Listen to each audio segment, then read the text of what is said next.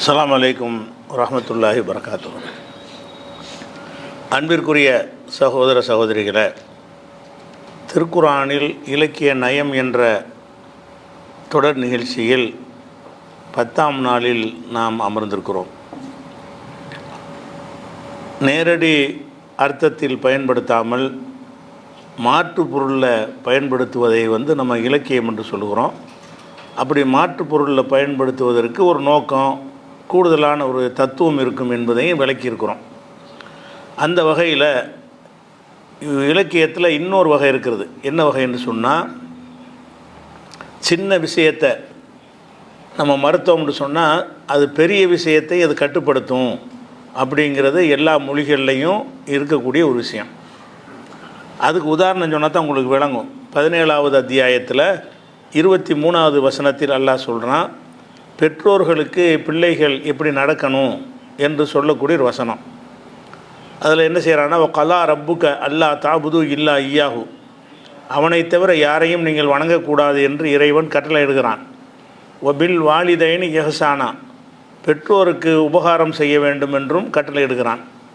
இம்மா எப்ளுகன்ன இந்தக்கல் கிபர் அகதுகுமா கிலாகுமா, பெற்றோர்களில் இருவரில் ஒருவரோ உன்னிடத்தில் ஒரு முதுமையை அடைந்து விட்டால் ஃபலா தக்குல்லகுமா உஃபின், அவர்களை சி என்று சொல்லாத, ஒலா தன்ஹர்ஹுமா, அவங்கள விரட்டாத, ஒக்குல்லகுமா கவுலன் கரீமா, மரியாதையான பேச்சே அவங்கள்ட்ட பேசு அப்படின்னு சொல்லி பிள்ளைகளுக்கு தந்தை சொல்லக்கூடிய ஒரு அறிவுரை மாதிரி அல்லாஹ் இதில் சொல்கிறான். இதில் பெற்றோர்களை சி என்று சொல்லாதன்னு அல்லாஹ் சொல்கிறான். ஒரு மனிதன் இன்னொரு மனிதனுக்கு செய்கிற துன்பத்தில் சின்னது சீங்கிறது தான். அடிக்கிறதுலாம் பெரிய விஷயம். அடிக்கிறது, விரட்டுறது, சாப்பாடு போடாமல் இருக்கிறது, அந்த மாதிரி விஷயங்கள்லாம் பாரதூரமான விஷயம். சீன்று கூட சொல்லக்கூடாதுன்னு சொன்னால் இதிலேருந்து நம்ம என்ன வழங்கலாம்? அடிக்கக்கூடாதுன்னு வழங்கலாம்ல. அடிக்காதுன்னு இதில் இல்லை. பெற்றோரை அடிக்கலாமான்னு அடிக்கக்கூடாது. ஏன் அடிக்கக்கூடாது? சீயே சொல்லக்கூடாத. சீன்று சொல்வது பெரிய பாதிப்பு ஏற்படுத்தாத, அதை கூட சொல்லக்கூடாதுன்னு தடுத்தாங்கன்னு சொன்னால், சின்ன விஷயங்களே தடுக்கப்பட்டுச்சின்னு சொன்னால் பெரிய விஷயங்கள் கண்டிப்பாக அந்த தடை இருக்கும். இது ஒரு இலக்கிய வகை. இதில் நேரடி அர்த்தத்தை மட்டும் நம்ம எடுக்க மாட்டோம். சி என்று சொல்லாதேன்னா குறைஞ்சபட்சம் அதை சொல்லக்கூடாது, தவிர அதை விட மேலானது நீ செய்யவே கூடாது. இதுவே செய்யக்கூடாது என்று சொன்னால் அதை விட கடுமையானது, அதை விட பாரதூரமான விஷயங்களை நம்ம செய்யக்கூடாது. அப்போ பெற்றோர்களை அடிக்கிறது, உதைக்கிறது, இன்னும் பலவிதமான வகையில் அவங்களை தொல்லைப்படுத்துறதுக்குல அந்த பெற்றோருக்கு கொடுக்குற தொல்லையிலேயே குறைஞ்சபட்ச தொல்லை இதான். குறைஞ்சபட்சது என்ன? சீன்னு சொல்கிறது. சீங்கிறத கூட சொல்லாத அப்படின்னு சொன்னோமே, ஆனால் அதை தாண்டி உள்ள விஷயங்களை செய்யக்கூடாதுன்னு ஒரு அர்த்தம் வரும். அந்த ஒரு அர்த்தம் வருவதற்காக அல்லாஹ் என்ன செய்கிறான்னு சொன்னால், அந்த குறைந்தபட்ச ஒரு விஷயத்தங்க சொல்லி அதை செய்ய வேண்டாங்கிறான். அடிக்காதன்னு கூட சொல்லலாம்ல. அடிக்காதீங்க, துன்புறுத்தாதீங்க அப்படின்னா சொன்னால் அது துன்புறுத்தது தான் எடுத்துக்கிறோம். துன்புறுத்தாதிகள்னு சொன்னால் சீ சொல்லலாம்ல. என்ன துன்புறுத்தல் இருக்குது? அடிக்காதுன்னு சொன்னால் சீன்னு சொல்லலாம். ஏன்னா அடிக்கத்தானே வேணான்னு சொன்னால், அல்ல அடிக்க வேணான்னு சொன்னதுனால நாங்கள் சீன்னு சொல்கிறோம். இல்லை அடிக்கிறது எங்கே இருக்குதுன்னு கேட்கலாம். ஆனால் அடிக்க சீன்னு சொல்லக்கூடாதுன்னு அடிக்கக்கூடாதுன்னு வந்துடும். அதை சொன்னால் இது வராது, இது சொன்னோம்னா அது வந்துடும். அப்போ இந்த மாதிரியான ஒரு பயன்பாடு குர்ஆனில் நிறைய இருக்குது. குர்ஆனில் நேரடியாக ஒரு விஷயத்தை சொன்னாலும் அதை மட்டும் குறிக்காமல் அதை விட பெரிய விஷயங்களை எல்லாம் குறிக்கும். எது உங்களுக்கு சொல்லப்படுகிறதோ அதை மட்டும் எடுத்துக்கொள்ளாமல் அதை விட பெரிய விஷயங்களை அது கட்டுப்படுத்தும். அதுக்காகத்தான் என்ன செய்வாங்கன்னு கேட்டால், அந்த சீங்கிற விஷயத்தை இதெல்லாம் எதிர்மறையில் தான் வரும். எதிர்மறையாக உள்ள விஷயத்தில் பெரும்பாலும் வரும்னு வைங்களேன். உதாரணமாக சொல்வதாக இருந்தால், இப்போ மறுமை நாளில் அல்லாஹ் ஒவ்வொருத்தருடைய நன்மை தீமைகளுக்கு கணக்கெடுத்து கூலி வழங்குறவனாக இருக்கிறான். அதை பற்றி அல்லாஹ் பேசும்போது என்ன செய்கிறான்னு கேட்டால், இன்னல்லாஹ் லா யஸ்லிமு மிஸ்கால தர்ரத்தின், ஒரு அணு அளவுக்கு கூட அல்லாஹ் யாருக்கு அநியாயம் செய்ய மாட்டான்.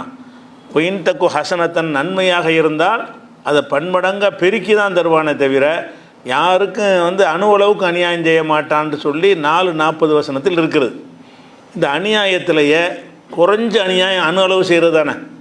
ஒருத்தன்ட்ட 100 ரூபா எடுத்தால் பெரிய அநியாயம். 10 ரூபா கடன் வாங்கிக்கிட்டிங்கன்னா அது ஒரு பெரிய அது கொஞ்சம் சின்ன அநியாயம் தான்.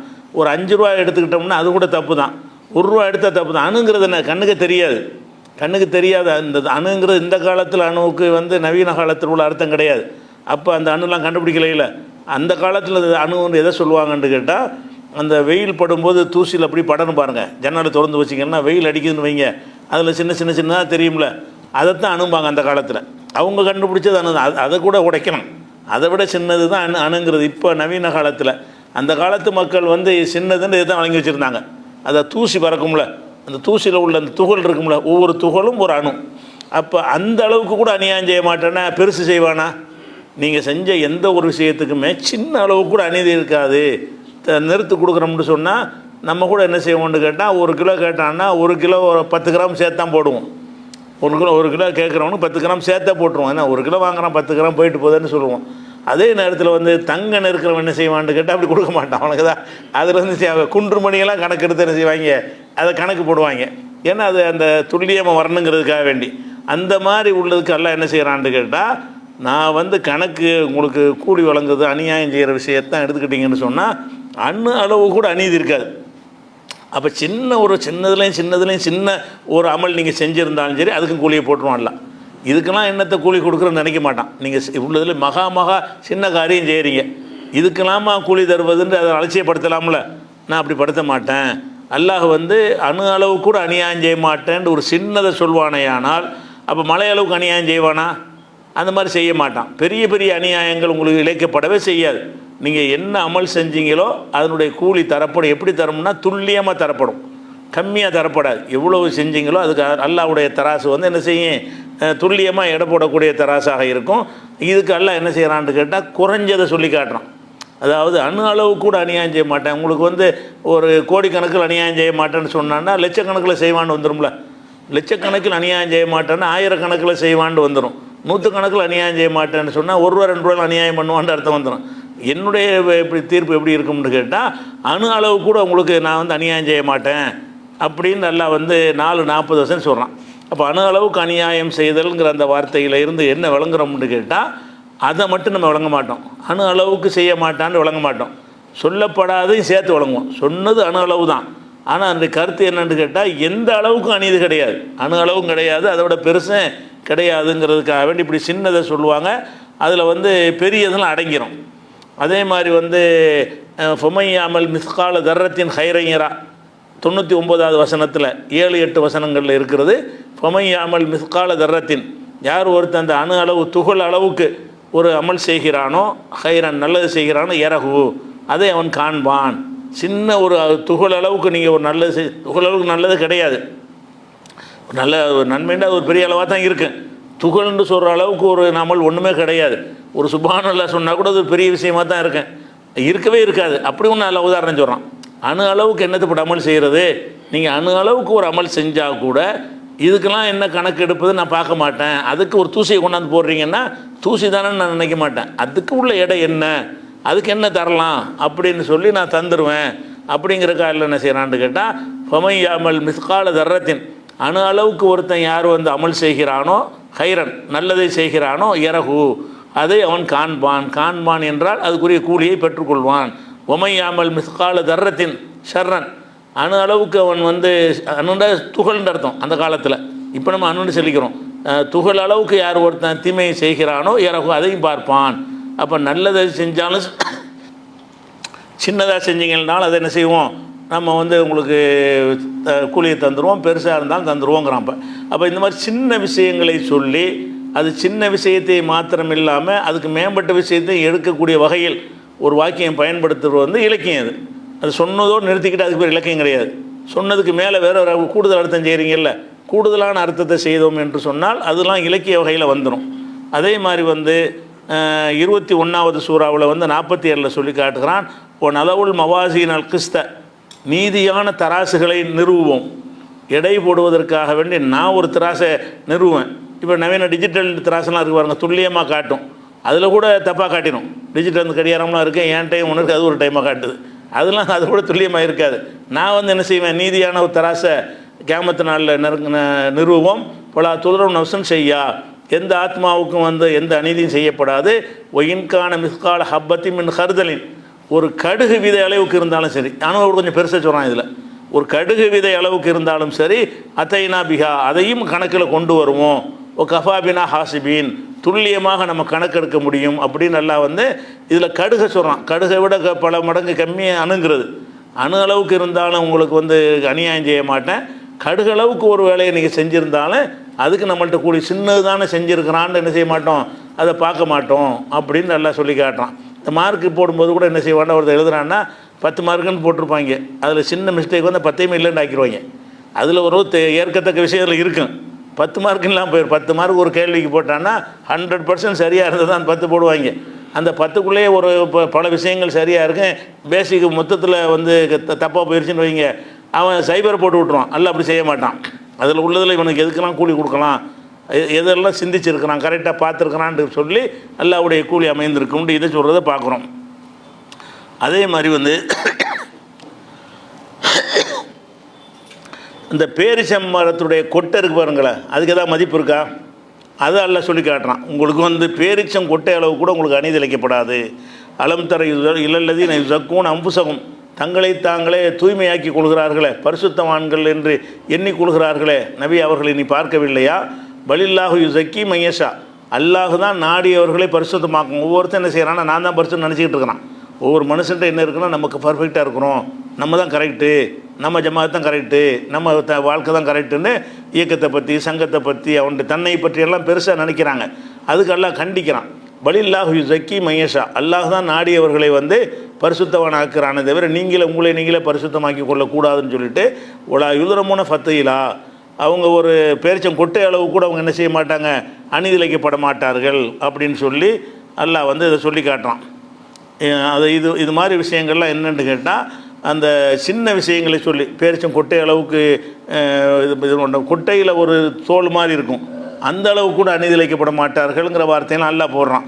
இதெல்லாம் எதை காட்டும்னு சொன்னால், இது வந்து சின்னதை சொல்வதில் இருந்து பெருசு அடங்கிறேன். அதே மாதிரி உள்ள அல்லாஹ் விஷயத்தை சொல்லி காட்டுறான். ஒரு செய்தியில் இறைவன் தன்னுடைய தன்மையை பற்றி சொல்லும் பொழுது, உள்ளதீன ததுவுன மிந்தூனிகி, நீங்கள் அல்லாஹ்வை தவிர வேறு யாரை நீங்கள் அழைக்கிறீங்கல்ல, அல்லாஹ் உங்களுக்கு படைச்சவன் இருக்கிறான், அவன்கிட்ட கேட்குறதுக்கு பதிலாக அந்த அவுளியா அந்த பெரியார் இந்த மகான்னு சொல்லி போய் அழைக்கிறீங்க. அப்படி அழைக்கக்கூடியவர்கள் வந்து மா எமுலிக்கூன, அவர்கள் உரிமையாளர்களாக இல்லை. மின் கித்துமீர், கித்துமீர்னா என்னன்னு கேட்டால், நம்ம பேரிச்சம்பழத்தை உரிச்ச ஒன்று கொட்டை இருக்கும்ல, அந்த கொட்டைக்கு மேலே வந்து வெள்ளையாக ஒரு சவு மாதிரி இருக்கும், உரிச்சு எடுத்தால் என்ன செய்யும் வரும். பேரிச்சம் கொட்டைக்கு மேலே என்ன செய்யும் வெள்ளையாக இருக்கும், அந்த சவு மாதிரி பாலித்தீன் மாதிரி இருக்கும் லைட்டாக, அதை உரிச்சு எடுப்பாங்க. அதை யூஸ் பண்ண மாட்டாங்க, அப்படி ஒன்று இருக்கும் அதில். அதுக்கு எதாவது மதிப்பு இருக்கா? பேரிச்சம் கொட்டைக்காவது எதை விதைக்கி போடலான்னு மதிப்பு இருக்குது, முளைக்க வைக்கலாம்னு. அந்த பேரிச்சம் கொட்டைக்கு மேலே இருக்கக்கூடிய அந்த பாலித்தீன் மாதிரி ஒரு போர்வை மாதிரி போத்தி இருக்கும்ல, அதுக்கு ஏதாவது மதிப்பு இருக்குமா? ஒன்றுமே இல்லைங்கிறதுக்குள்ள, அது எதுக்கும் யூஸும் ஆகாது, அதுக்கு ஒரு மதிப்பே கிடையாது. அல்லாஹ் என்ன சொல்கிறான்னு கேட்டால், நீங்கள் அவுளியா மகாண்டு யார்கிட்ட போய் நீங்கள் கேட்குறீங்களோ அவர்களுக்கு வந்து இந்த கித்துமீர் அளவு கூட அதிகாரம் கிடையாது. கித்துமீர் என்று சொன்னால் பேரிச்சம் கொட்டைக்கு மேலே ஒட்டிக்கிட்டு இருக்குமே அந்த சவ்வு மாதிரி, அந்த அளவுக்கு அதிகாரம் கூட கிடையாது. நீங்கள் என்னமோ பிள்ளைய தருவார் ரிசுக்கு தருவார்னு பெருசாக நினைக்கிறீங்க. நீங்கள் அல்லாஹ்வை தவிர யாரை அழைக்கிறீர்களோ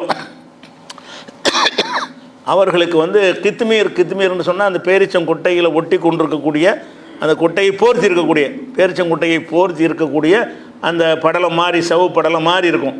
அதுக்கு அது வந்து ஒன்றுக்குமே யூஸ் சாப்பிடவும் முடியாது, அது ஒன்றுக்குமே பயன் தராது. அந்த விஷயத்தை எல்லாம் சொல்லி என்ன செய்கிறான்னா, இந்த அளவுக்காச்சும் அதிகாரம் இருக்குதா, அவர் அதை செய்வார் அதை செய்வாருங்க, இதை தரக்கூட உனக்கு அதிகாரம் கிடையாது. யாருக்கு? அல்லாஹ்வை தவிர நீங்கள் யாரை தெய்வம்னு அழைக்கிறீங்களோ, எங்களுக்கு உதவி செய்வார்கள் என்று நீங்கள் பிரார்த்தனை செய்கிறீர்களோ அவர்களுக்கு ஒரு கித்மீர் அளவுக்கு கூட அதிகாரம் கிடையாதுன்னு நல்லா என்ன செய்யறான் சொல்லி காட்டுறான். அதே மாதிரி வந்து 34 இதெல்லாம் வந்து இந்த அல்லாஹ்வை தவிர மற்றவங்களை வணங்குறாங்க பாருங்கள், அவங்க வந்து இதை சிந்தித்தாலே விளங்கிடுவாங்க எவ்வளோ பெரிய விஷயத்தை அல்லாஹ் சொல்கிறான். அணு அளவு கூட இல்லாமல் அதுக்கும் யூஸ் இல்லாத ஒரு பொருளை சொல்லி இந்த அதிகாரம் கூட கிடையாதுன்னு சொல்லும்போது நம்ம எந்தெந்த அதிகாரத்தெல்லாம் போய் கேட்குறோம், குழந்தையவே கேட்குறோம். உள்ளதில் பெரிய பவர்ஃபுல்லான ஒரு விஷயம், அதை வந்து அந்த பெரியார் தருவார் இந்த மகான் தருவார்லாம் கேட்குறீங்களே. யாருக்குமே இந்த கித்மீர் அளவுக்கு பேரிச்சங்குட்டைகளை மேலே மூடி இருக்கக்கூடிய அந்த தோல் அளவு கூட உங்களுக்கு என்ன செய்யலை, அவங்களுக்கு அதிகாரம் கொடுக்கப்படவே இல்லை. அதிகாரம் கொடுக்கப்படலன்னா செய்ய மாட்டாங்க. அப்போ இந்த ஒரு வசனத்தை சிந்தித்து பார்த்துட்டா இந்த கதையெல்லாம் விட்டுருக்க மாட்டாங்க. அவங்களுக்கு அதிகாரமே கிடையாது. அதிகாரம் இல்லாத ஆள்கிட்ட இனிமேல் கேட்குற அதிகாரமெல்லாம் அல்லாட்ட தான் இருக்குது. இந்த ஒரு அதிகாரத்தையாவது பங்கு வச்சு கொடுத்துருக்கானான்னா கொடுக்கலை. அதே மாதிரி வந்து 34-22 வசனத்தில் எல்லாம் சொல்லி காட்டுகிறான். குளித உள்ளதீன சாம்தம் இந்துன் இல்லாஹி, அல்லாஹ் விட்டு நீங்கள் யாரை அழைக்கிறீர்களோ, அல்லாஹ் விட்டு யாரை அழைக்கிறீர்களோ அவர்கள் லா எம்லிக்கூன மிஸ்கால தர்ரத்தின் சமாவாத்தி ஒலாஃபில் அர்தி, இந்த பூமியிலே வானங்களிலேயோ அணு அளவுக்கு கூட அவர்களுக்கு வந்து அதிகாரம் கிடையாது. அணு அளவுக்குங்கிறான். அணு அளவுக்குன்னு சொல்வதன் மூலமாக அணு அளவுக்குன்றது மேற்கொண்டதே கிடையாது. அணு அளவுக்கு அதிகாரம் கிடையாதுன்னு சொன்னால் அதை விட பெரிய பெரிய பெரிய விஷயங்களுக்கெல்லாம் அவங்களுக்கு ஒரு 100 ரூபா தர முடியுமானா தர முடியாது. அணுவுக்கே முடியாத ஒரு 10 ரூபா தர முடியுமான்னு அதே தர முடியாது. ஏன்னா அணு அளவு கூட உங்களுக்கு அதிகாரம் கிடையாதுங்கிறது உள்ளதிலே கம்மி. துகள் அளவுக்கு, அணுண்டா துகள், அந்த காலத்தில் உள்ள அர்த்தத்தின் பிரகாரம் ஒரு துகள் தூசி அளவுக்கு கூட அவங்களுக்கு வந்து ஒன்றும் செய்ய முடியாதுன்னு சொல்கிறது வந்து அந்த இறை அல்லாஹ்வை தவிர மற்றவங்களை அழைக்கிறாங்க இல்லையா, அந்த ஷிர்க்குக்கு மரணடி கொடுப்பதற்காக அல்லாஹ் என்ன செய்கிறான்னா, பெருசு பிள்ளையை தர முடியாது, உங்களை செல்வந்தன் ஆக்க முடியாதுன்னா அவன் என்ன நினைப்பாங்க, பிள்ளையை தர முடியாது, நோய் நீக்குவார்லம்பாங்க. பெரிய விஷயம் தானே செய்ய முடியாது, சின்னதெல்லாம் செய்வார்ல நினச்சிருவாங்க. அல்லாஹ் என்ன செய்கிறான்னா சின்னதில் அடிக்கிறான். சின்னதை அடித்தா பெருசு அதில் அடங்கிடும். அதுக்காகத்தான் அல்லாஹ் என்ன செய்கிறான்டா, அவர்களுக்கு ஒரு தூசி அளவுக்கு கூட உங்களுக்கு அதிகாரம் கிடையாது. ஒமாலகும் ஃபீஹிமா மின் ஷிர்கின், இந்த வான பூமியில் அவங்களுக்கு எந்த ஒரு பங்கும் கிடையாது. ஒமாலகும் மின்ஹும் இல் லஹீர், அவனுக்கு எந்த ஒரு உதவியும் அவங்களுக்கு கிடையாது. அதனால் வந்து நீங்கள் யாரையும் அழைக்காதீங்க. எந்த ஒரு துவா செய்வதாக இருந்தாலும் அல்லாட்ட தான் கேட்கணுமே தவிர, அல்லாஹ்வை தவிர நீங்கள் எந்த ஒரு மகான் எந்த ஒரு பெரியார் போய் கூப்பிட்டாலும் சரி அவங்களுக்கு கடுகளவு அதிகாரம் கொடுக்கல. அணு அளவுக்கு அதிகாரம் கொடுக்கலையே. அணு அளவுக்கு அதிகாரம் கொடுத்தா தான் அந்த அணுவையாச்சும் போய் கேட்கலாம். அவங்கள்ட்ட ஒரு தூசியை கூட கேட்க இயலாது. அந்த தூசி அது நமக்கு முடியாதுன்றவாங்க. தூசியில் ஏதாவது ஒரு தூசி எடுத்து போடுங்கன்னா அதுக்கு அதிகாரம் இல்லையேன்றவாங்க. அப்போ அல்லாஹ்வை தவிர நீங்கள் யாரை அழைக்கிறீர்களோ அவர்களுக்கு ஒரு துகள் அளவுக்கு கூட ஒரு அதிகாரம் கொடுக்கவில்லைன்னு சொல்வதில் என்ன காட்டும்னு கேட்டால், பெரிய பெரிய விஷயங்கள்லாம் அடங்கிடும். சின்னதை சொன்னார்களே ஆனால் பெருசில் அடங்கிடுங்கிற மாதிரி குரானில் பல இடங்களில் பயன்படுத்தப்பட்டிருக்கு. அதில் இது எப்படி இலக்கியமாகுதுன்னு கேட்டால், என்ன சொல்லப்படுதோ அதோடு நின்றுக்கிட்டிங்கன்னா நேரடி அர்த்தமாயிரும். சொன்னதை தாண்டி வேற ஒரு அர்த்தத்தை நாடிட்டீங்கன்னா அது இலக்கியமாயிடும். சொன்னது இது கடுகு தான் சொல்லப்பட்டிருக்கு, அணு தான் சொல்லப்பட்டிருக்கு, தூசி தான் சொல்லப்பட்டிருக்கு, துகள் தான் சொல்லப்பட்டிருக்குன்னா அதோடு நம்ம நிற்கிறது இல்லைல்ல.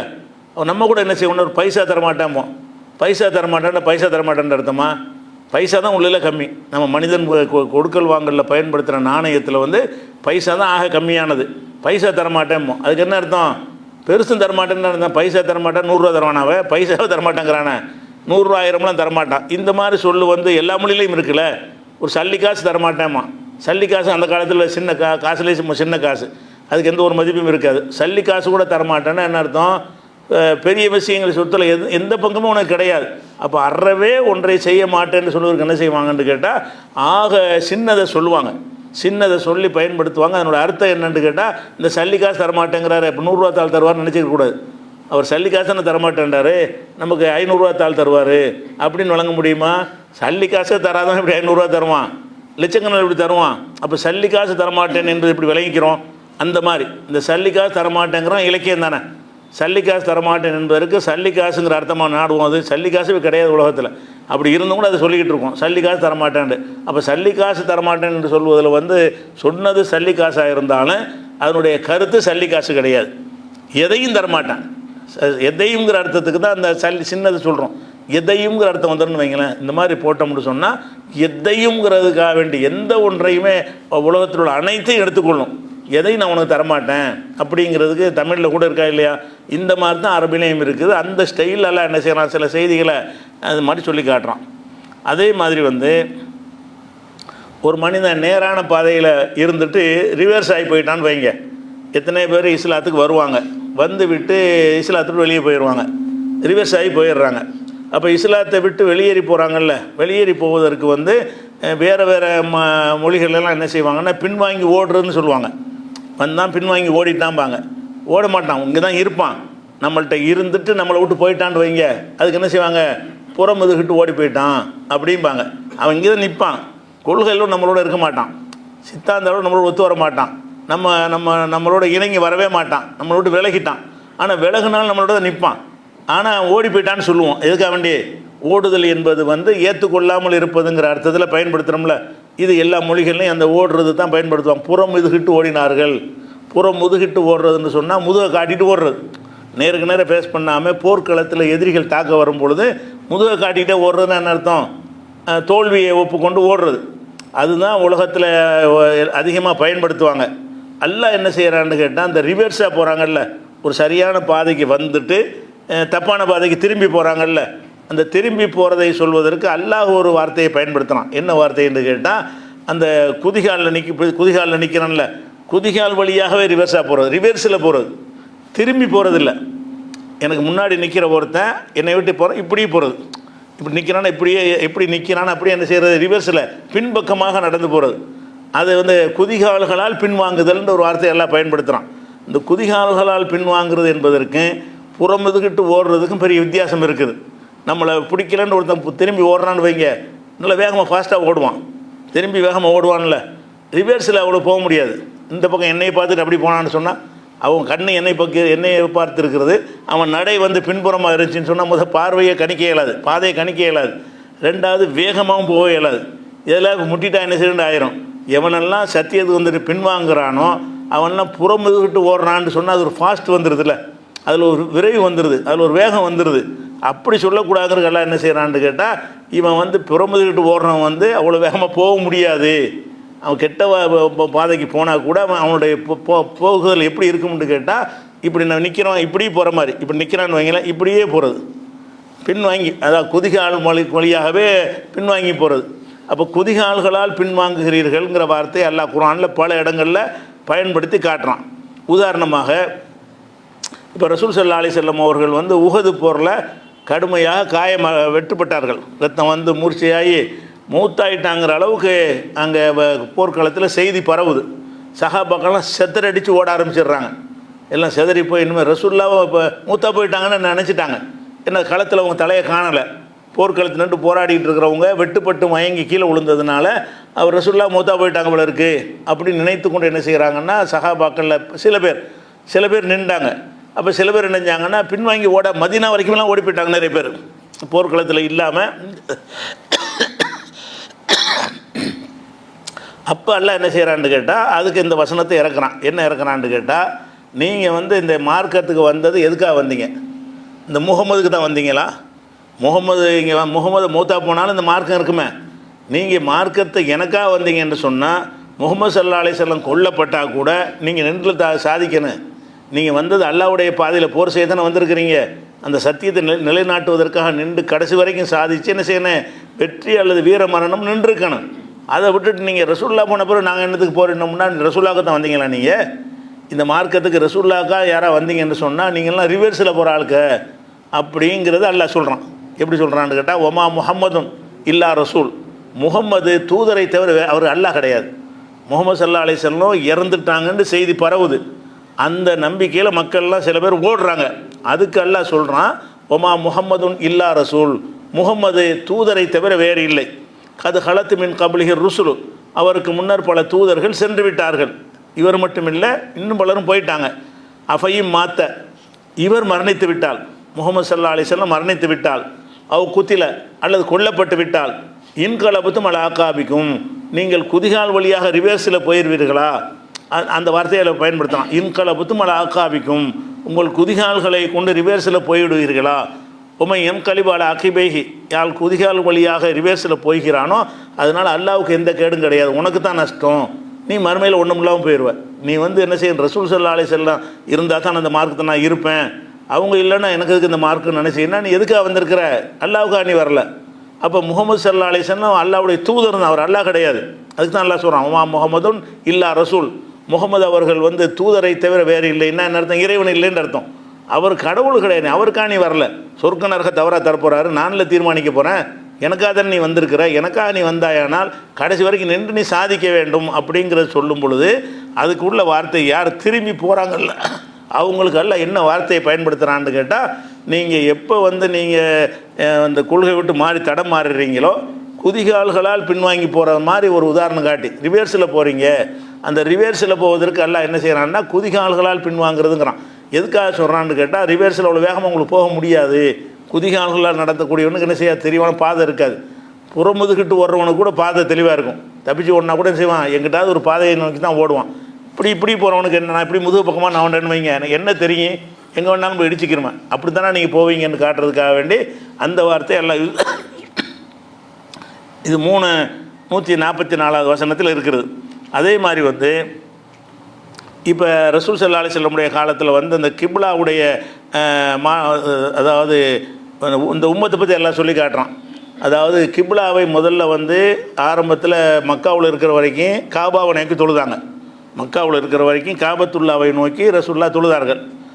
மதீனாவுக்கு வந்த உடனே ஒரு 17 மாதம் வரைக்கும் என்ன செஞ்சாங்கன்னு கேட்டால் ஜெருசலத்தை நோக்கி தொழுதாங்க. பைத்துல் முகத்தஸுங்கிறோம்ல, அந்த மஸ்ஜிதுல் அக்ஸா அதை நோக்கி தொழுதாங்க. அல்லாவுடைய கட்டளைப்படி தான் தொழுதாங்க. தொழுதுட்டு அதுக்கப்புறம் என்ன செஞ்சாங்கன்னு கேட்டால், ஏன் அப்படி தொழுதாங்கன்னு கேட்டால், மதீனா ஃபுல்லாக யூதர்கள் தான் வியாபித்து இருந்தார்கள். அவர்கள் நமக்கு நெருக்கமான மார்க்கத்தில் இவர் இருக்கிறாரு அப்படின்றது கருத வேண்டும் என்பதற்காக வேண்டி அல்லாஹ் என்ன செய்கிறான்னா, நம்ம கிபிலா பக்கம் இவர் தொழுகிறாரு, நம்ம எதை கிபிலாவாக நினைக்கிறோமோ அதை இவரும் கிபிலாவாக நினைக்கிறாருன்னு சொன்னால் ஒரு விதமான ஏற்றுக்கொள்ளக்கூடிய தன்மை வரும்ல மன ரீதியாக. அதுக்காக என்ன செய்கிறாங்கன்னா, ஒரு 17 மாத காலம் மதீனாவுக்கு வந்த பிறகு பைத்துல் முகத்தஸை நோக்கி மஸ்ஜிதுல் அக்ஸாவை நோக்கி என்ன செஞ்சாங்க, தொழுதாங்க. அதுக்கு பிறகு அல்லாஹ் என்னச்சுன்னா மாற்றிட்டான், நீ இங்கே திரும்பிடு, மஸ்ஜிதுல் ஹராமின் பக்கம் உன்னுடைய முகத்தை திருப்புங்கிறத செஞ்சிட்டான். இதை செஞ்ச உடனே இப்போ இருக்கிற உறுதியான ஆளுக்கு கரெக்டாக இருந்துருவாங்க. கொஞ்சம் தடுமாறுற ஆளுக்கு என்ன செய்வாங்கன்னா அவங்களுக்கு குழப்பத்துக்கு ஆளாவாங்க. என்ன குழப்பம், இங்கே இருக்கும்போது அதை நோக்க சொல்கிறாரு, கொஞ்ச நாளைக்கு இதை நோக்க சொல்கிறாரு, மறுபடியும் அங்கே நோக்க சொல்கிறாரு, என்னடான்னு சொல்லிட்டு இப்போ ரசூல் சொல்கிறத பின்பற்ற வேணான்ற மாதிரி ஒரு உறுதியாக ஒன்று சொல்ல வேண்டியதானே. இவர் என்ன அன்றைக்கி ஒன்று சொல்கிறாரு, இன்றைக்கி ஒன்று சொல்கிறாரு, மறுபடியும் அதுக்கு திரும்புகிறாரு. ஒன்று சொல்லிவிட்டு மாற்றிட்டு மறுபடியும் அதுக்கு திரும்பினா என்ன செய்யும், இந்த மாதிரி நடந்தால் உலகத்தில் என்ன செய்வாங்க, பின்பற்றக்கூடியவர்கள் மத்தியில் ஒரு குழப்பம் ஏற்படும், ஒரு மன தளர்வு ஏற்படும். ஏன் இவர் காபத்துல்லாவை நோக்கணும்னு இங்கேயும் ஆரம்பத்தில் அதை செஞ்சிட வேண்டியதானே, 17 மாதம் அங்கே திரும்புகிறாரு, மறையதுக்கு இங்கே திரும்புகிறாரு அப்படின்னு சொல்லுவது அது வரும்ல, அது கேள்வி. அதுக்கு அல்லாஹ் என்ன செய்கிறான்னு கேட்டால், இதை நான் எதனால் இதை செஞ்சேன்னு கேட்டால், ரசூலு என்ன சொன்னாலும் கேட்குறவன் யார், அல்லது இவர் என்ன அப்படி செய்கிறாரு அவர் என்ன இப்படி செய்கிறாருங்கிறவன் யார், இதை கண்டறியணுங்கிறது தான். ரசூல்னு அல்லாஹ்வுடைய தூதருக்கு ஒரு அதிகாரம் இருக்குது. அப்போ அல்லாஹ்வுடைய தூதர் வகையில் தான் அவர் செயல்படுறாருங்கும் போது நீ ஓயும் விருப்பத்துக்கு என்ன முடிவு எடுக்கிற, நீ என்ன கேள்வி கேட்குற. அவர் அல்லாஹ்வுடைய கட்டளை பிரகாரம் அங்கே தொழுவு சொல்வார், திரும்பி இங்கே தொழுவு சொல்வார், மறு அங்கே தொழுவு சொல்வார். அவர் எத்தனை தடவை உன்னை திரும்ப சொன்னாலும் நீ கட்டுப்படணும், அப்போ தான் ரசூலை பின்பற்றவன்.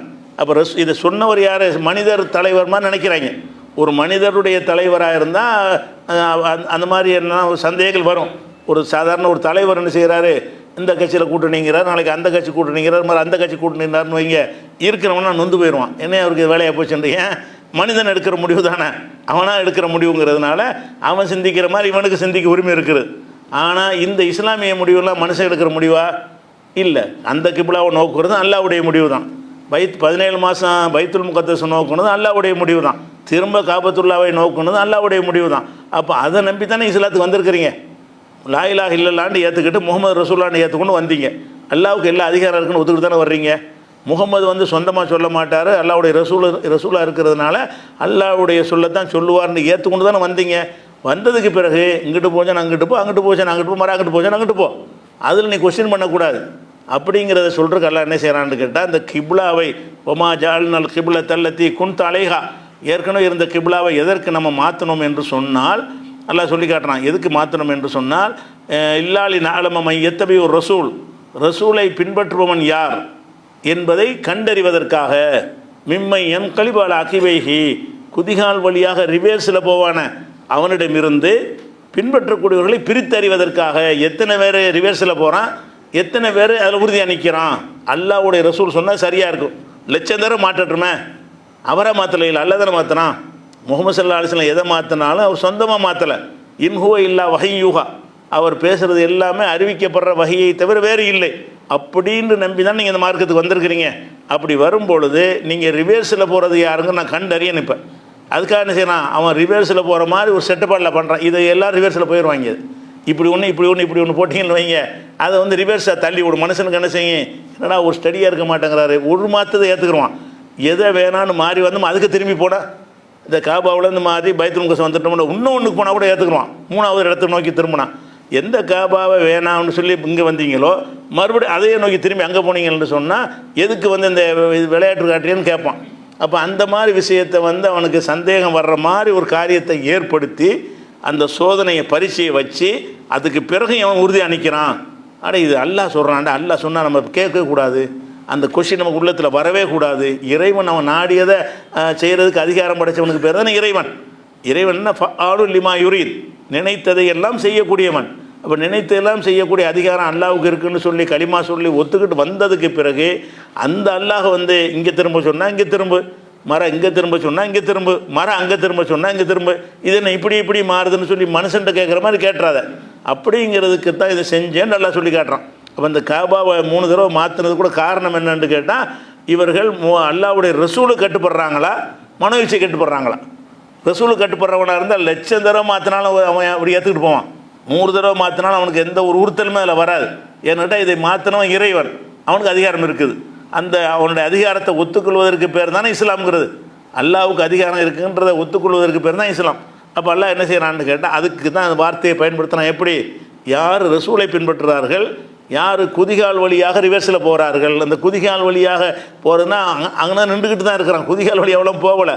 இந்த காபத்துல்லாவை ஏற்றுக்கொள்ளாமல் இருந்தானே அவன் வந்து குதிகால் வழியாக ஓடியா போயிட்டான். அவன் அந்த இடத்துல நிற்பான். குதிகால் வழியாக ரிவர்ஸில் போகிறதுங்க ரிவர்ஸில் போகிறத குறிக்கலை, அவன் நம்மளோட நின்றுக்கிட்டு இருப்பான். சிந்தனையால் நம்மளை விட்டு விலகி போயிட்டான். இந்த இதுக்கு நான் ஏற்றுக்கிற மாட்டேன், இந்த கிபிலா மாற்றத்தை எனக்கு ஒத்துக்கிற முடியலைன்னு சொல்கிறான்னு வைங்க, அவனுக்கு எல்லாம் பயன்படுத்துகிற வார்த்தை என்னென்னு கேட்டால் ரிவர்ஸில் போகிறாங்க. எங்கே ரிவர்ஸில் போனான்? இப்படி தான் நின்றுட்டு இருக்கான். ரிவர்ஸில் போகலையே, ரிவர்ஸில் போகணுன்னு அவசியம் கிடையாது. அந்த முடிவை மறுத்துட்டாலும் ரிவர்ஸில் போயிட்டான். அப்போ முடிவை மறுக்கிறான் என்பதற்கு தான் அந்த வாசகத்தை எல்லாம் பயன்படுத்தினானே தவிர இப்படி ரிவர்ஸை நம்ம பார்த்துட்டு போய்கிட்டு இருந்தாங்கிறது காட்டலை. ரிவர்ஸில் கூட நம்ம என்ன செய்வோம், சும்மா ஒரு விளையாட்டு போட்டு ரிவர்ஸில் போவோம். அது கெட்டதா? அது ரிவர்ஸில் போகிறது ஓட்டப்பந்தயம் வைப்பாங்கல்ல, பின்னோக்கி போகிறதுக்குன்னு சொல்லி அப்படி ஒருத்தன் போகிறான், ரிவர்ஸில் போயிட்டான்னு சொல்லுவோம். அது அந்த இது குறிக்கவே இல்லை. இது ரிவர்ஸில் போகிறதுங்கிறது வந்து சில இடங்களில் போகலாம், அது தவறு ஒன்றும் கிடையாது. ரிவர்ஸ் போக வேண்டிய இடத்தில் போகலாம். ஆனால் ரிவர்ஸில் போவதுங்கிறது எதுக்கு அல்லாஹ் சொல்கிறான்? அந்த கொள்கையில் மாறுவது அர்த்தமே தவிர அவன் பின்னங்கால் வழியாக திரும்பி நடக்கிறதுங்கிற அர்த்தம் கிடையாது. அப்படி நடக்காமல் இருந்தாலும் இதை மறுத்துட்டான்னா நீ வந்து ரிவர்ஸில் போய்கிட்டு இருக்கிற அப்படின்றதுக்காக இந்த வார்த்தையை எல்லாம் பயன்படுத்துகிறான். இது வந்து 2:143 இருக்கிறது. அதே மாதிரி வந்து இப்போ 3:149 இருக்கிறது. யாய் உள்ளது நாமனும், நம்பிக்கை கொண்டவர்களை இன் துத்திய உள்ளதீன கஃபரு, நீங்கள் நிராகரிக்கும் மக்களுக்கு நீங்கள் கட்டுப்பட்டீர்களேயானால் எருந்தூக்குமலை ஆக்காபிக்கும், உங்களை வந்து ரிவர்ஸில் தள்ளிவிடுவார்கள். அவங்க சொல்ல கேட்டிங்கன்னா உங்களை வந்து ரிவர்ஸில் தள்ளிவிடுவார்கள். வந்தால் கழிவு ஹாசரீன், நீங்கள் நஷ்டமடைந்து விடுவீர்கள்னு வார்த்தையிலே அதே மாதிரி பயன்படுத்தினான்லாம்.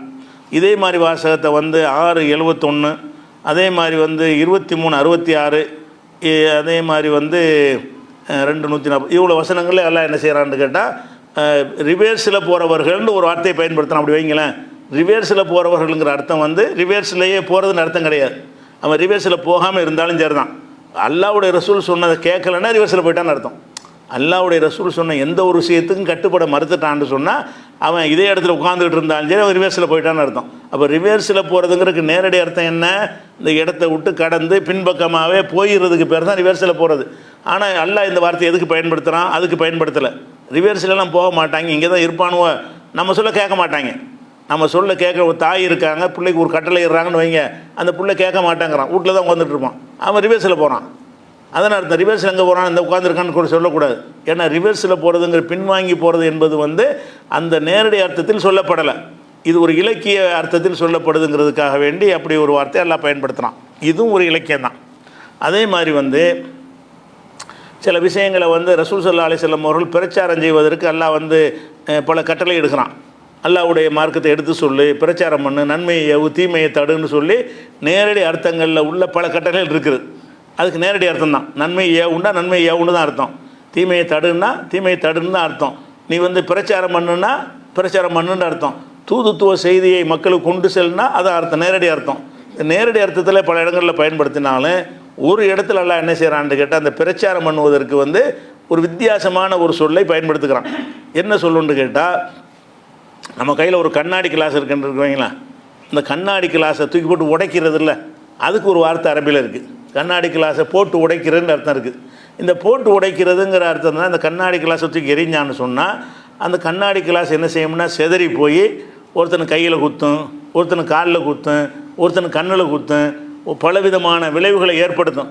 அதை பற்றிலாம் கவனிக்காமல் நீ பாட்டு போட்டு உடைக்கிறேன்னு சொல்கிறோம்ல, அந்த மாதிரி வார்த்தையெல்லாம் என்ன செய்கிறான்னு கேட்டால் ஃபஸ்தா பிமா தூமர், நபியே உமக்கு கட்டளையிடப்பட்டதை போட்டு உடைப்பீராகங்கிறான்.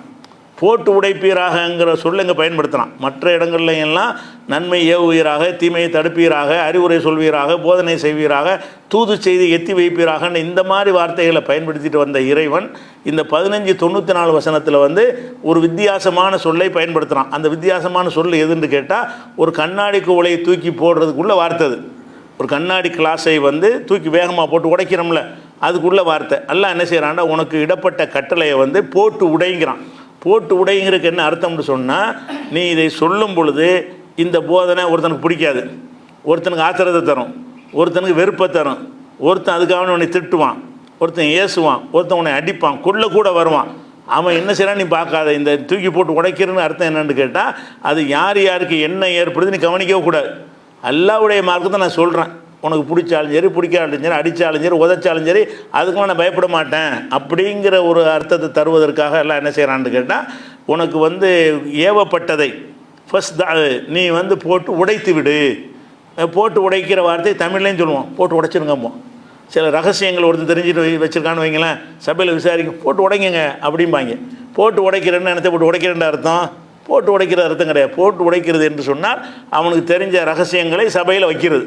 அப்போ ரகசியங்களை சபையில் வைக்கிறதுக்கே இந்த வார்த்தையை பயன்படுத்துகிறான்னு சொன்னால், போட்டு உடைக்குதல் வந்து பிளான் பண்ணி செய்கிறதில்ல. பிளான் பண்ணி செஞ்சோம்னு சொன்னால் அது அதுக்குரிய வேலையை கரெக்டாக செய்யும். ஒரு குறி வச்சு அடித்தோன்னு வைங்களேன், அந்த தூணை குறி வச்சா தூணை தான் போய் அடிக்கும். கண்ணா பின்னாண்டு அடித்தா எங்கே போகணும்னு சொல்ல முடியாது. அந்த போட்டு உடைத்தல்ங்கிற அந்த வார்த்தை தான். போட்டு உடைத்தல்னு சொன்னால் நீ பாட்டுக்கு போடு, எங்கிட்டு போவோம் அங்கிட்டு போவோம் இங்கிட்டு போவோம், எவன் மேலே போடும், அதை பற்றி கவலைப்படாத அப்படிங்கிறதுக்காக வேண்டி இந்த வார்த்தையை சொன்னால், அவள் பிரச்சாரம் செய்யும் பொழுது விளைவுகளை பற்றி நீ சிந்திக்கக்கூடாது. அது என்ன விளைவை ஏற்படுத்தவும் செய்யலாம். அது வந்து ஒவ்வொருத்தனும் ஒவ்வொரு விதமான ரியாக்ஷன் பண்ணுவாங்க, ஒவ்வொருத்தனுக்கு ஒவ்வொரு விதமான பாதிப்பு அது ஏற்படுத்தும். நீ அதை பற்றி கவலைப்படக்கூடாது. ஏன்னு கேட்டால், போட்டு உடைங்கிறது அடங்கி இருக்குது. உனக்கு என்ன கட்டளை இடப்பட்டுச்சோ அதை அப்படியே போட்டு உடனே என்ன அர்த்தம், கூட்டாமல் குறைக்காமல் மாற்றாமல் மறைக்காமல் அப்படியே சொன்னீன்னு சொன்னால் அது போட்டு உடைக்கிற மாதிரி. போட்டு உடைச்சா என்னவாகும், அந்த கருத்துடைய தாக்கம் வந்து பலருக்கு பெரிய கிளியை ஏற்படுத்தும், கோபத்தை ஏற்படுத்தும், கவலை ஏற்படுத்தும், ஆத்திரத்தை ஏற்படுத்தும், அன்பை கூட ஏற்படுத்தும். அதெல்லாம் நீ பார்க்க தேவையில்லை, நீ போட்டு உடைச்சிரு. அப்போ இந்த போட்டு உடை, கண்ணாடி கிளாஸை போட்டு உடைங்கிற வார்த்தையை பயன்படுத்துவாங்கள்ல, இந்த போட்டு உடைத்தல் தமிழ்லையும் இருக்கிறது. போட்டு உடைத்தல்ங்கிறது, அந்த போட்டு உடைத்தல்ங்கிறது வந்து பூட்டி வைத்திருந்த செய்தியை வெளிப்படையாக தயவு தாட்சியம் பார்க்காம சொல்வதற்கு அந்த வார்த்தையை நம்மளும் பயன்படுத்துகிறோம். அதே மாதிரி குர்ஆன்லையும் என்ன செய்கிற இந்த வார்த்தையை நல்லா பயன்படுத்துகிறான். அதே மாதிரி வந்து ஒரு மனிதன் அடிமையாக இருக்கான்னு வைங்க, அடிமையாக இருக்கிறவனை அடிமையை அடிமைக்கு அரபியில் ஒரு வார்த்தை இருக்குது, அபுதுங்கிற வார்த்தை இருக்குது. அடிமைன்னு அபுதுன்னா என்னது, அடிமை. அந்த காலத்தில் வந்து மனிதர்கள் அடிமையாக வச்சுருந்தாங்க, வேறு வழி இல்லாமல் இருந்துச்சு. இஸ்லாம் கொஞ்சம் கொஞ்சமாக அது இல்லாமல் ஆக்கி ஒரு நூற்றாண்டுக்குள்ளே உலகத்தில் அடிமை இல்லாமல் ஆக்கிருச்சு. ஆனால் ஆரம்ப காலத்தில் என்ன இருந்துச்சுன்னு சொன்னால், அடிமைங்கிற ஒரு முறை போர்க்களம் நடக்கும், சண்டை போடுவாங்க, எதிரிகளில் பிடிச்சவன அவனை அடிமையாக வச்சுக்கிடுவாங்க. நம்மளை பிடிச்ச அவன் அடிமையாக வச்சுக்கிடுவான். அவனை போய்னா ஜெயிலு கட்டி உணவு போட்டு கஷ்டம். அது சிறைச்சாலையெல்லாம் கட்டி எதிரி நாட்டு படைகளை கைது செஞ்சோம்னு சொன்னால், அரசாங்க பொறுப்பில் வச்சுக்கிட்டோம்னு சொன்னால் அவனுக்கு சோறெல்லாம் கொடுக்கணும். அந்த காலத்தில் ஜெயில் முறைகள், அதுக்குரிய பட்ஜெட்டு பணங்கள்லாம் கிடையாது. அதனால் என்ன செய்வாங்கன்னு கேட்டால், போர்க்களத்தில் எதிரிகள் பிடிக்கப்பட்டாங்கன்னு சொன்னால் அதில் உள்ள ஒரு ஆள் பிரித்து கொடுத்துருவாங்க. ஒரு 50 பேர் கைதிகள் பிடிப்பட்டால், இந்த கைதி நீ வச்சுக்க, இந்த கைதி நீ வச்சுக்க, இந்த கைதி நீ வச்சுக்கன்னு. அதனால் அடிமை வர்றது. அடிமைங்கிறது போர்க்களத்தில் சண்டைக்கு வர்றவன் தான் அடிமையாக இருப்பான். சண்டைக்கு வந்தவர்களை வந்து அவனை வந்து கொன்றுவாங்க பொதுவாக. அப்படி கொள்ளாமல் அடிமையாக வைத்து கொள்ளக்கூடிய ஒரு முறை வந்து எல்லா சமுதாயத்திலும் அன்றைக்கு இருந்தது. அதன் அடிப்படையில் அடிமையாக இருந்தாங்க. இந்த அடிமைக்கு உள்ள சொல் என்னன்னு அபுதுங்கிறது. அப்துன்னா வந்து அல்லா அப்துல்லான்லாம் சொல்கிறோம்ல, அல்லாவுடைய அடிமைன்னு, அந்த அப்து தான். அப்துங்கிற வார்த்தை தான் அடிமைக்கு உள்ள வார்த்தை. ஆனால் அந்த அடிமைக்கு உள்ள வார்த்தையை எல்லாம் என்ன செய்கிறான்னு கேட்டால், அந்த அடிமைங்கிற வார்த்தையை பல இடங்களில் சொன்னால் கூட இந்த இடத்துல என்ன செய்கிறான்னு கேட்டால், பிடரி இருக்குல்ல, ஒருத்தன் அடிமையாக இருந்தான்னு சொன்னால் அவனுடைய பிடரி வந்து என் கையில் இருக்குன்னு அர்த்தம். எனக்கு ஒருத்தன் அடிமையாக இருந்தான்னு சொன்னால் அவனுடைய பிடரி என் கையில் இருக்குது. அந்த குடுமிம்பம்ல தமிழில், அவன் குடுமி நம்ம கையில் இருக்கும்பம்ல, அது குடுமிக்கு பதிலாக என்ன செய்வாங்கன்னு அரபியில் வந்து அவனுடைய பிடரி நம்ம கையில் இருக்குது அப்படிம்பாங்க. பிடரியை பிடிச்சிட்டிங்கன்னு சொன்னால் அவன் தப்பிச்சு போக முடியாது. பிடரியை இறுக்கமாக பிடிச்சிக்கிட்டீங்கன்னு சொன்னால் உங்கள் கண்ட்ரோலில் அவன் இருக்கிறான். பிடரி தான் முக்கியமான ஒரு பார்ட்டு. தலையை குனிய வைக்கலாம், நிமித்த வைக்கலாம். அந்த மாதிரி பிடரியில் சங்கிலியை போட்டு கட்டிட்டேன்னு வைங்க, அவன் எங்கிட்டும் போக முடியாது. அதனால் இந்த அடிமையாக இருக்கிறவங்களுக்கு எல்லாம் என்ன செஞ்சிட்டான்னா பிடரின்னு பேரை வச்சுவிட்டான். பிடரியை விடுதலை செய்கிறான். அல்ல இந்த அடிமையை விடுதலை செய்கிறதுக்கு என்ன செய்கிறான்னு கேட்டால், தஹரீரு ரகபத்தின், ஒரு அடிமையை விடுதலை செய்யுங்கள் அப்படிங்கிறதுக்கு பதிலாக ஒரு பிடரியை விடுதலை செய்யுங்கள்ங்கிறான். எதுக்கு பிடரிங்கிறான்னு கேட்டால், அடிமையாக இருக்கிறவன் வந்து தன்னுடைய முழு அதிகாரத்தையும் அடுத்தவங்க கையில் ஒப்படைச்சிடறான். அவனுக்கு எந்த சுதந்திரம் இல்லாமல் போயிடுது. பிடரியை கொடுத்துட்டான்னு சொன்னால் அப்புறம் அவனுக்கு எங்கேயும் அசைய முடியாமல் போயிடும்.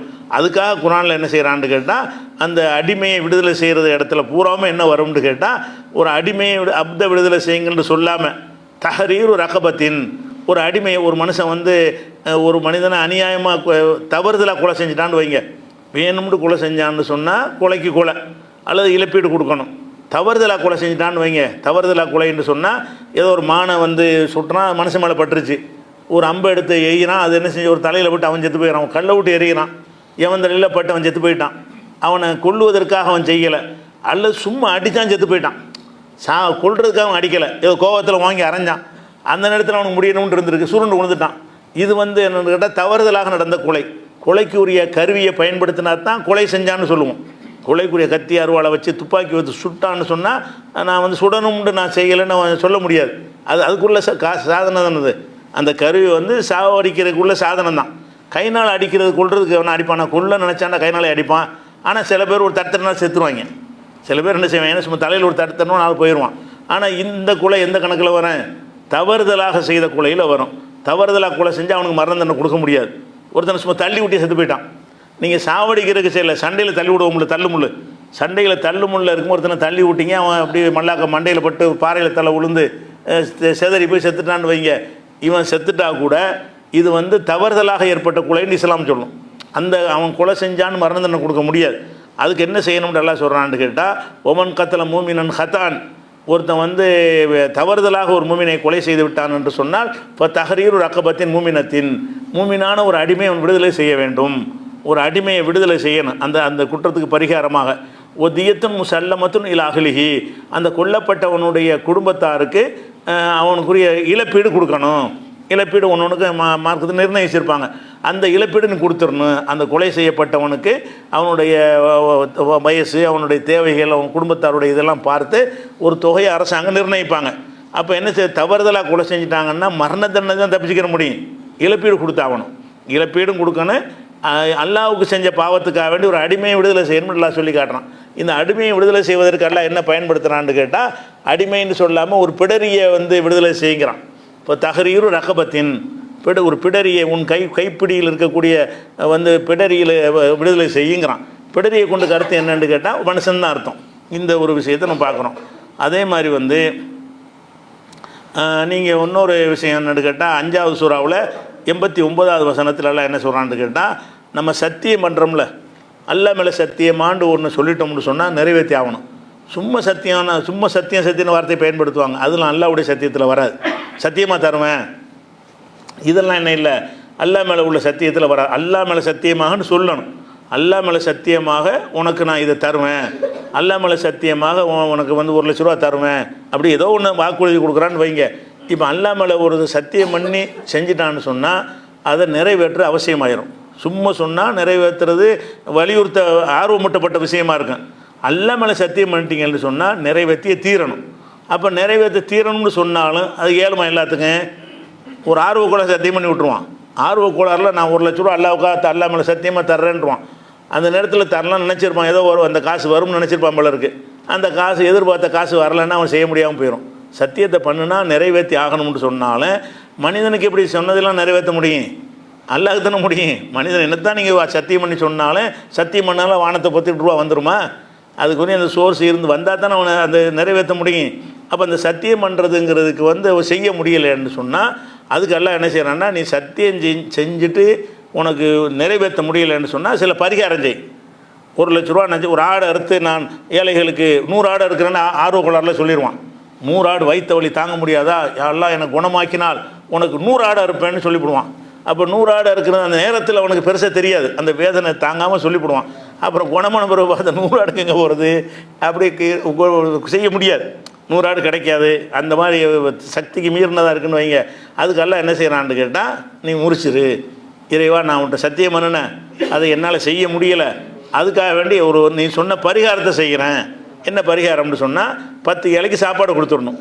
என்ன சத்தியம் பண்ணாலும் சரி, நீ 1 கோடி ரூபா தர்மம் செய்கிறேன்னு சத்தியம் பண்ணாலும் சரி, ஒரு 100 ஆடை அறுத்து கொடுக்குறேன்னு சத்தியம் பண்ணாலும் சரி, எத்தனை கோடி ரூபாய்க்கு நீங்கள் சத்தியம் பண்ணாலும் சரி தான் அதை நிறைவேற்ற முடியலைன்னு சொன்னால் எல்லாம் என்னால் ஏழலை அப்படின்னு சொல்லிவிட்டு அதுக்கு நீ சொன்ன பரிகாரத்தை நான் செஞ்சுறேன். பரிகாரம் என்னன்னு கேட்டால் இத்தாமு அஷரத்தி மசாக்கின் 10 ஏழைகளுக்கு உணவளிக்க வேண்டும். இன் ஔசத்தி மா துத்தையுமின் அகலிக்கும் உங்களுடைய குடும்பத்தாருக்கு நீங்கள் வழங்குகிற உணவில் நடுத்தர உணவு இருக்குல்ல, விசேஷ நாட்களுடைய உணவு கொடுக்க பிரியாணி கொடுக்கணும் அவசியம் கிடையாது.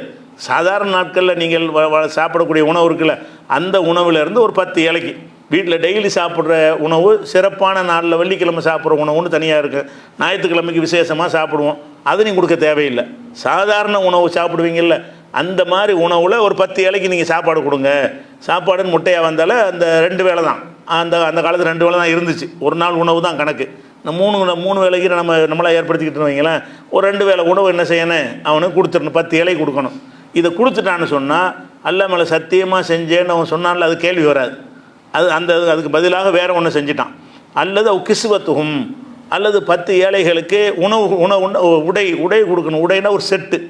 உடைக்கு என்ன அர்த்தம்னா மேலாடை ஒன்று, கீழாடை ஒன்று, ஒரு சட்டை ஒன்று, ஒரு வேஷ்டி ஒன்று, அல்ல சட்டை ஒன்று, ஒரு பேண்ட் ஒன்று, அந்த மாதிரி மேலாடை ஒன்று, கீழாடை ஒன்றுக்கு பேர் தான் ஒரு உடைன்னு சொல்லுவாங்க. அவ் கிசுவத்துகும், அல்லது அந்த 10 ஏழைகளுக்கு என்ன செய்யணும்னு கேட்டால் உடை கொடுத்துரு. சத்தியம் பண்ணி ஒன்றால் நிறைவேற்ற முடியலைன்னு சொன்னால் 10 ஏழைக்கு உணவு கொடு, அல்லது 10 ஏழைக்கு உடையை கொடுத்துரு. அதுவும் இல்லைன்னு சொன்னால் அவ் தஹரீர் ரகபத்தின், அல்லது ஒரு அடிமையை விடுதலை செய்யி. அடிமைக்கு ரகபத்துங்க, அதான் ரகபத்துக்கு தான் உழவுன்னு சொல்லிக்கிட்டு இருக்கிறோம். ஒரு அடிமையை விடுதலை செய்யுங்கிறான். அடிமைக்கு என்ன செய்கிறான், அடிமைங்கிற வார்த்தையை போடாமல் ஒரு பிடரியை விடுதலை செய்யி அப்படின்னு சொல்கிறான். பிடரி தான் மனிதனுடைய பிரதானமான பகுதி. இங்கே தானே எல்லா கனெக்ஷனும் இருக்குது. மனிதனுடைய பிடரியில் தான் எல்லா கனெக்ஷனும் இருக்குது. உடம்புக்குரிய எத்தனை கட்டளைகளும் இந்த பிடரி வழியாக தான் வந்துக்கிட்டு இருக்குது. அதில் தான் எல்லா ஜங்ஷனே அங்கே தான் இருக்குது. மெயின் டிரான்ஸ்ஃபர் பாங்கரில் அது எல்லாமே அந்த பிடரியில் தான் இருக்குது. அதனால அல்லாஹ் என்ன செய்கிறான்னா ஒரு மனுஷனையே பிடரி தான் பிரதானங்கிற காரணத்தினால அவனை விடுதலை செய்கிறதுன்னு சொல்கிறான். நான் 3 பரிகாரமாச்சு. அடிமை விடுதலை செய்கிறதுக்கு இருந்தால் தானே செய்வான். அவனுக்கு போர்க்களத்தை தான் கொடுத்துருந்தா தான் அடிமை இருப்பாங்க. அடிமை இல்லாட்டி என்ன செய்வான், அதில் காசு கொடுத்தாட்டே வாங்கி செய்யணும், அது பெரிய தொகையாக போயிடும். அதுக்கு இருந்தால் கூட வாங்கி கொடுத்துட்டு போயிடுவான். அடிமை விடுதலை செய்ய இயலன்னு சொன்னால் இப்போ மல்லம் எஜிது, யாருக்கு அது இயலவில்லையோ கிடைக்கவில்லையோ இப்போ சியாமு சலாசத்தி ஐயாமின், ஒரு 3 நோன்பு வச்சிரு. 10 ஏழைக்கு உணவு, 10 ஏழைக்கு உடை, அது முடியலைன்னா ஒரு அடிமை விடுதலை செய்ய. இந்த 3மே முடியலைன்னு சொன்னால் 3 நோம்புங்கிறது காசு சம்மந்தப்பட்டது இல்லையில, இந்த 3 பணம் சம்மந்தப்பட்டது. வசதி உள்ளவங்களுக்கு முடியும். ஒரு வேளை சோத்துக்கு வழி இல்லாமல் 10 பேருக்கு இப்படி சாப்பாடு கொடுப்பான்னு உள்ளவனா இருப்பான். இந்த காலத்தில் கிடையாது, அந்த காலத்தில் இருந்தாங்க. இந்த காலத்தில் பசியாக உள்ளவங்க எவனுமே கிடையாது. பணம் நல்லா பெருத்து போயிடுச்சுன்னு வைங்களேன். ஏழைங்கிறதுக்கு இன்றைக்கி ஏழையுடைய கணக்கு தான் அன்றைக்கி உள்ள பணக்காரன். அந்த காலத்தில் நினைஞ்சாங்கன்னா 3 நாள் 4 நாளைக்கெல்லாம் சாப்பாடு இல்லாமல் இருப்பாங்க. நாங்களே ஒரு 50-100 வருஷத்துக்கு முன்னாடி நம்மளே 50 வருஷம் இந்த தமிழ்நாட்டில் பார்த்துருக்குறோம். சாப்பாடு 3 நாளைக்கு ஒருக்கா சாப்பிடுவாங்க. அந்த மாதிரிலாம் இருந்துச்சு ஒரு காலம். இன்றைக்கி அது இல்லை. அப்போ என்ன செய்கிறாங்கன்னு கேட்டால், இது ஏழைகளாக இருந்தாங்கன்னு சொன்னால் அவன் என்ன செய்வான், இந்த 3 செய்ய முடியலையா 3 நோன்பு வச்சுட்டு போ. அப்போ 3 அந்த 4 பரிகாரம் எல்லாம் சொல்கிறாங்கள, இந்த 4 பரிகாரத்தில் ஒரு பரிகாரம் என்னென்னு கேட்டால் அடிமை விடுதலை செய்வது. அதுக்கெல்லாம் பயன்படுத்துகிற வார்த்தை என்னென்னு கேட்டால் ரக்கபத்து, தஹரீர் ரக்கபத்துங்கிறான். அதே மாதிரி ரசூலுல்லாஹ்வுடைய காலத்தில் என்ன செய்வாங்கன்னா, மனைவிமார்களை விவாகரத்து செய்கிற சட்டம் வரலை, இஸ்லாத்தில் வரலை. விவாகரத்து சட்டம் வர்றதுக்கு முன்னாடி அந்த அறியாமை காலத்து மக்கள் எப்படி மனைவி விவாகரத்து செய்வாங்கன்னு கேட்டால், அவளை நீ இன்று முதல் என் தாயை போல் ஆகிவிட்டாய். தாயோட சேர முடியாதுல்ல, தாயின்னு சொல்லிட்டோம்னா என்னவாயிரம், குடும்ப வாழ்க்கையில் ஈடுபட முடியாதுல்ல, பெத்த தாய்மார் ஆக்கிடுறது. சும்மா தாய் மேலே என் தாயுடைய குணம் இருக்குது, தாய் அப்படிங்கிறதில்ல, என் தாயுடைய தோற்றத்தில் இருக்காங்கிறது இதை முகபத்தில் சொல்கிறது. இவங்க வெறுப்பில் சொல்லுவாங்க. வெறுப்பில் என்ன செய்வாங்கன்னு கேட்டால், என் தாயுடைய போல நான் உன்னை ஆக்கிவிட்டேன் அப்படின்னு சொல்லுவாங்க. இதுக்கு பேர் லிகார். என் தாயுடைய முதுகை போல் உன் முதுகை ஆக்கிவிட்டேன்னு சொல்கிற வழக்கம் வச்சுருந்தாங்க. அதுக்கு தான் லிகார்னு முதுகுங்கிறதுக்கு பேர் வந்திருக்குது. அப்போ மனைவிமார்கள் என்ன செய்வாங்கன்னு கேட்டால் இந்த மாதிரி சொல்லிவிடுவாங்க. தலாக்கெலாம் வராத சட்டம், தலாக்கு சட்டம் வராத காலத்தில் இவன் கணவன் மனைக்கு பிரச்சனை வந்துச்சுன்னா விவாகரத்து பண்ணலாங்கிறதுக்கு அந்த மெத்தட்லாம் அருளப்படுவதற்கு முன்னாடி என்ன இருந்துச்சுன்னு சொன்னால், ஜாஹிலியா காலத்தில் இந்த நடைமுறை இருந்துச்சு. இஸ்லாம் அதை ஏற்றுக்கிருச்சு. ஜாஹிலியா காலத்தில் என்ன செய்வாங்கன்னா, மனைவியை விவாகரத்து பண்ணுறதா இருந்தால் இன்று முதல் உன்னை தாயை போல் ஆக்கிவிட்டேன்றாங்க. தாயை போல் ஆக்கிட்டேன்னா கணவனும் இல்லை மனைவியும் இல்லை, பிரிஞ்சாச்சுன்னு அர்த்தம். இதை செஞ்சுட்டு என்ன செய்வாங்கன்னு கேட்டால், ஆஹா தெரியாமல் செஞ்சிட்டோமே, அவசரத்தில் சொல்லிவிட்டோமே என்ன செய்வாங்கன்னா உணர்ந்து சேர்ந்துக்கிறமாங்க. அதை பற்றி எல்லாம் சொல்கிறான். இது இப்போ லிகாரெலாம் கிடையாது, இப்போ தலாக்கு வந்துருச்சு. இப்போ இந்த மாதிரி தாயை பொண்ணுன்னு சொல்கிற சட்டம் தலாக்குங்கிற சட்டம் வருவதற்கு முன்னாடி அந்த ஜாஹிலியா காலத்தில் இருந்தது. அதை இஸ்லாம் தடுக்காமல் இருந்துச்சு. முஸ்லீம்கள் அந்த மாதிரி நினைஞ்சாங்க, செஞ்சுக்கிட்டு இருந்தாங்க. மனைவியை பிடிக்கலன்னு பிரியறதுக்கு ஒரு வழி இருக்கணும்ல. அல்லாட்டிருந்து தலாக்குங்கிற வழி வருவதற்கு முன்னாடி இந்த வழி முறையில் என்ன செஞ்சாங்க, பிரிஞ்சுக்கிட்டு இருந்தாங்க. அதை சொல்லும்போது எல்லாம் என்ன செய்கிறான்னு கேட்டால், நீங்கள் வந்து அந்த மனைவிமார்கிட்ட இந்த தாயை போலன்னு சொல்லி அவளை நீங்கள் பிரிச்சிட்டீங்கன்னு சொல்லிவிட்டு நீங்கள் சேர விரும்புனீங்கன்னு சொன்னால் தாராளமாக சேர்ந்துக்கிறங்க. ஆனால் அதுக்கு நீங்கள் ஒரு அடிமை விடுதலை செய்யணும். எதுக்கு முன்னாடி? அந்த பெண்ணை தொடுவதற்கு முன்னாடி விடுதலை செஞ்சிடணுங்கிறான்ல. உள்ளதீன யுலாஹிரூன மின் நிசாயிஹிம், தங்கள் மனைவியரை தாயாரை போல யார் ஆக்கி விட்டார்களோ, அதாவது விவாகரத்து செய்து விட்டார்களோ, செய்துவிட்டு அந்த காலத்து முறைப்படி விவாகரத்து செய்தார்களோ, சும்மா யாவதூன லிமா காலு, பிறகு தங்கள் சொன்னதை திரும்ப பெற்றுக்கொள்கிறார்களோ, நான் தெரியாமல் சொல்லிட்டேன், எங்கள் அம்மாவை போலன்னு உன்னை நான் சொல்லியிருக்கக்கூடாது, தப்பாக சொல்லிட்டேன் அப்படின்னு வாபஸ் வாங்கிட்டாங்கன்னு சொன்னால், இப்போ தஹரீரு ரகபத்தின், ஒரு அடிமையை விடுதலை செய்ய வேண்டும். மின் கபலி அங்கேத்த மாசா, 2 பேரும் தொடுவதற்கு முன்னாடியே, தொடக்கூட கூடாது. எப்போ அம்மான்னு சொல்லிட்டு அவள் விவாகரத்து ஆகிப்போச்சு, அவளை தொடுவதாக இருந்தால் ஒரு அடிமையை விடுதலை செஞ்சுட்டு தான் தொடணும் அப்படின்னு நல்லா சொல்லும் பொழுது, இப்போலாம் அது கிடையாது. இப்போ நமக்கு இப்படி இந்த காலத்தோடு செஞ்ச அடிமைக்கு இங்கே வரும்னு கேட்கக்கூடாது.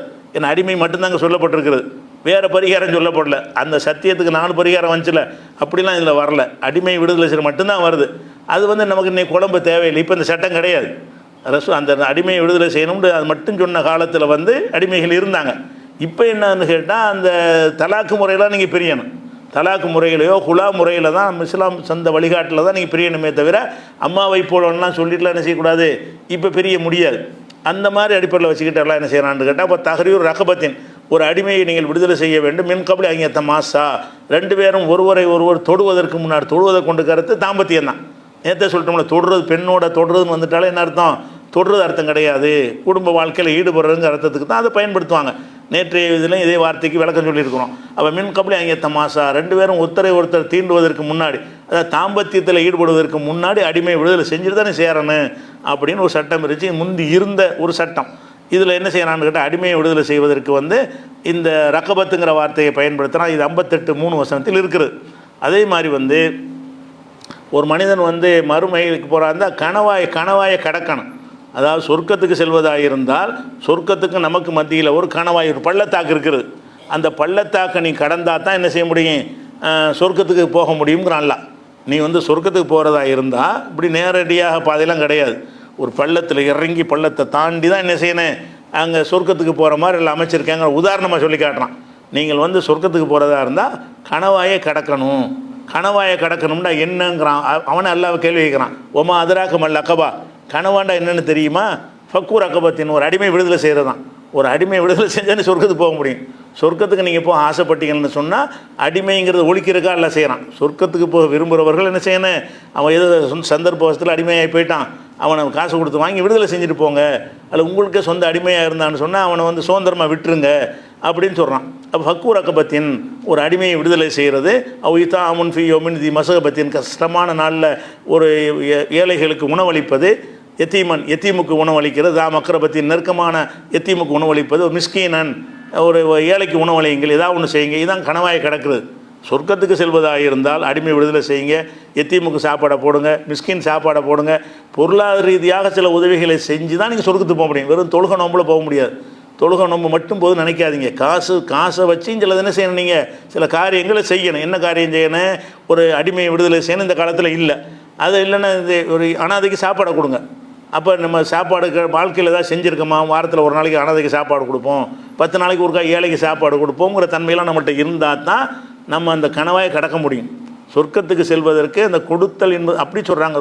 இத்த குன்னார உழவு பிசிக்கு தம்ரா, ஒரு பேரிச்சம்பள துண்டை தர்மம் செய்தாவது நரகத்தில் தப்பித்து கொள்ளுங்கள். நரகத்தில் தப்பிக்கிறது வெறும் இபாதத்துகளால் மட்டும் தப்பிக்க முடியாது. இருக்கிற பொருளாதாரத்தில் கொஞ்சம் செலவழிக்கணும். அந்த மாதிரி தான தர்மங்கள் கொஞ்சமாவது செய்யணும் அப்படிங்கன்னு சொல்கிறது இதை சொல்லி காட்டுறான். அது நமக்கு தேவை என்னென்னு கேட்டால், அந்த கணவாய்க்கு எல்லாம் என்ன செய்யறான்னா, ஃபக்கூர் அகபத்தின், ஒரு அடிமையை விடுதலை செய்கிறதுக்கு பதிலாக ஒரு பிடரியை கழுத்தை விடுதலை செய்கிறது அப்படிங்கிற மாதிரி சொல்கிறான். இதெல்லாம் ஒரு இலக்கியம் தான். அந்த சொல்லப்பட்ட வார்த்தை பிடரி, அதனுடைய கருத்து அடிமை. சொன்ன வார்த்தைக்கு அர்த்தத்தை நாடலையில் சொன்ன வார்த்தைக்கு அதே அர்த்தம் செஞ்சால் அது நேரடி அர்த்தமாயிரும். அந்த அர்த்தத்தை விட்டுட்டு வேறு அர்த்தத்துக்கு நம்ம மாறணும்னு சொன்னால் அதுக்கு பேர் தான் இலக்கியம்ங்கிறது. அந்த மாதிரி உள்ள விஷயத்தில் இருக்குது. அதே மாதிரி சில விஷயங்களை சவாலுக்காக என்ன செய்வாங்கன்னா செய்யும்பாங்க. செய்யின்னு சொன்னால் என்ன அர்த்தம்? இதை செய்யின்னு சொன்னால் செய்ய சொல்கிறோன்னு தானே அர்த்தம். அதை எடுன்னா எடுக்க சொல்கிறோன்னு அர்த்தம். புடின்னா பிடிக்க சொல்கிறோன்னு அர்த்தம். கொடுன்னா கொடுக்க சொல்கிறேன்னு அர்த்தம். அந்த மாதிரி தான் அந்த வார்த்தைக்கு நேரடி அர்த்தம் இருக்கிறது. சில நேரத்தில் என்ன செய்வோம்னு கேட்டால் அதை ஒரு சேலஞ்சுக்காக சொல்லணும். முடிஞ்ச அட்ரா பார்ப்போம், அட்ரா பார்ப்போம்னு அடிக்க கூப்பிட்றோன்னு அர்த்தம். அடிக்க முடியாதுன்னு அர்த்தம். அடிடா பார்ப்போம்னு நம்ம சொல்கிறோம். அதில் வார்த்தைக்கு அர்த்தம் என்ன? அடின்னு அர்த்தம். ஆனால் என்ன கருத்தில் சொல்கிறோம்? நீ அடிச்சிருவியா? அதுக்கு தான் சொல்கிறோம். அடிடா பார்ப்போம்டா என்ன அர்த்தம்? அடிக்கிறது கூப்பிட்றான் போல இருக்குது, அனுமதிக்கிறான், போய் அடிச்சிருவோன்னு சொல்ல முடியுமா? அடிச்சுன்னா தொலைச்சி போடுவோம், அதான் அர்த்தம். அடிடா பார்ப்போம்னு அந்த வார்த்தையை பயன்படுத்துகிறீங்கல்ல, அந்த மாதிரியாக இந்த ஒரு கட்டளை சொல்லு வரும். அந்த கட்டளை சொல்லுக்கு அந்த கட்டளை சொல்ல அர்த்தம் இருக்காது. அது சேலஞ்சு பண்ணுறதுக்கு சொல்லுவாங்க. ஒரு சில உத்தரவு போடக்கூடிய அந்த வார்த்தைகளை வந்து அந்த உத்தரவுங்கிற அர்த்தத்தில் இல்லாமல் சவால் விடுகிற அர்த்தத்தில் சொல்லுவாங்க. அதுக்கு உதாரணம் சொல்வதாக இருந்தால், மூசா நபி காலத்தில் உள்ள ஒரு சம்பவம். மூசா நபி காலத்தில் அவங்க போய் ஃபிரௌன்ட்ட போய் அல்லாஹ்வுடைய தூதருங்கிறாங்க. அதுக்கு ஆதாரமாக சில அற்புதங்களை செஞ்சு காட்டுறாங்க. ஃபிரௌன் என்ன பண்ணுறான்னு கேட்டால், இது என்ன பெரிய அற்புதம், நான் எங்கள்கிட்ட நிறைய மந்திரவாதி இருக்கிறாங்களே, அவங்க செய்வாங்கன்னு சொல்கிறாரு. போட்டி வச்சுக்கிறோமான்னு கேட்குறான். வச்சுக்கிறோன்றாரு. அப்போ மந்திரவாதிகள்லாம் கூப்பிட்றாங்க. மூசா நபியும் போயிடுறாரு. மூசா நபிலாம் போன பிறகு என்ன செய்கிறாங்கன்னு கேட்டால், அவங்க சில வித்தைகளை போடுறாங்க. மூசா நபி அல்லாஹ்வுடைய அற்புதத்தை போடுறாரு. அவங்க செஞ்சது சூழ்ச்சி, தந்திரம். மூசா நபி வந்து நெசமாக அந்த கைத்தறியை போட்டார், பாம்பாக மாறுது. வாங்கி அவங்க வித்தையெல்லாம் முழுங்கிருச்சு.